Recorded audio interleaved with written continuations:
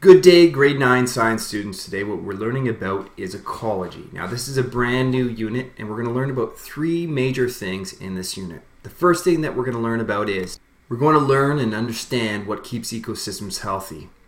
We're going to understand what humans have done to harm ecosystems, and we're going to understand the dynamic nature of ecological balance and the human impact on this balance.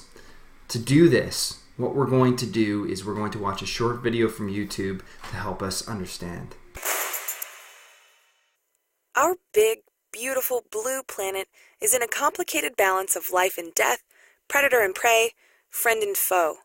The word ecology literally translates to the study of home, our home, planet Earth. The more specific definition of ecology is the study of the relations of organisms to one another and to their physical environment. It answers questions like, how do living things interact and rely on each other, or on their surroundings? The survival of any species is dependent on other living organisms and non-living components. This is called interdependence. For example, humans could not survive without plants to produce oxygen, and the plants need carbon dioxide from humans and other organisms, or even from volcanic eruptions. Ecology is extremely complex and difficult to study. So one way that ecologists deal with this complexity is to use ecological models to represent or describe the components of an ecological system. This model is called an ecosphere. The largest ecological system we know of is the biosphere, planet Earth. This is the only biosphere we study because, so far, it's the only place in the universe that we know has life. The biosphere is the thin veil on Earth that goes from above the ground to the deepest parts of the ocean. All life on Earth is in the biosphere. If you zoom in to one ecosystem, it's a little easier to see all the parts working together. An ecosystem is all the organisms and non-living environment found in a particular place. The living things in this pond ecosystem include fish, turtles, aquatic plants, algae, insects, birds, and bacteria.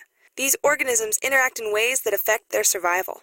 For instance, insects and fish eat aquatic plants, and the turtles eat the fish.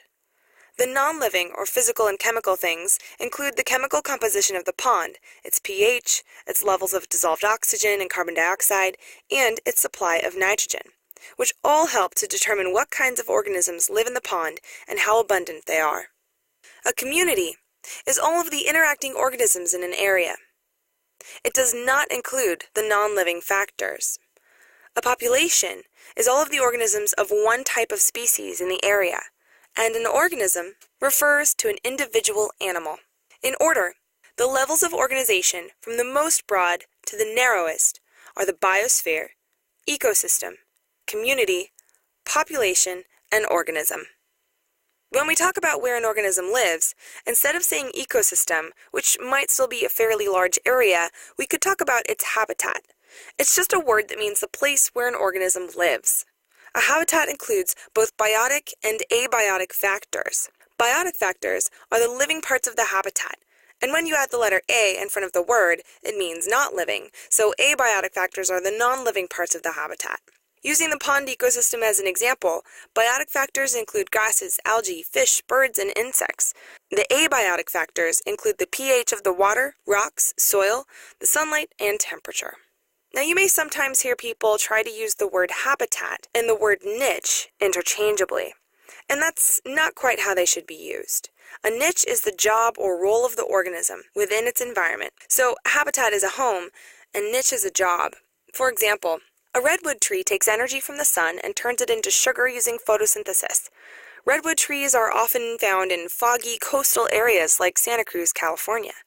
The habitat is the foggy coastal areas like California, and the niche is converting the sun's energy into sugar by photosynthesis. Now, some organisms fill a very broad niche, and some a very specific one. Generalists eat a variety of foods, and specialists eat few or even just one type of food. Pigs are an example of a generalist. They'll eat lots of different foods very happily. This can be beneficial to them because they could survive on a variety of foods and fill a niche in many different habitats.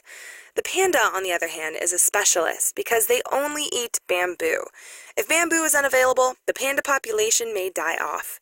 This species has a much higher risk of becoming extinct, so it's often beneficial for organisms to be generalists.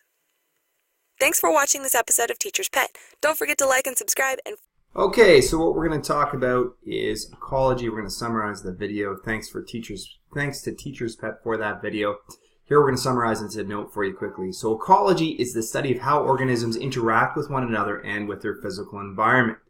Interdependence is an important concept in ecology because the survival of a species is dependent on the other living organisms and non-living components that are in that ecosystem. So when we talk about ecosystems, we can talk about different levels. The overall big level where all life exists is known as the biosphere. That's everything.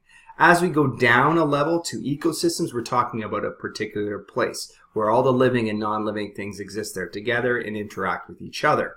A community is all the interacting organisms in an area. It's not the non-living component.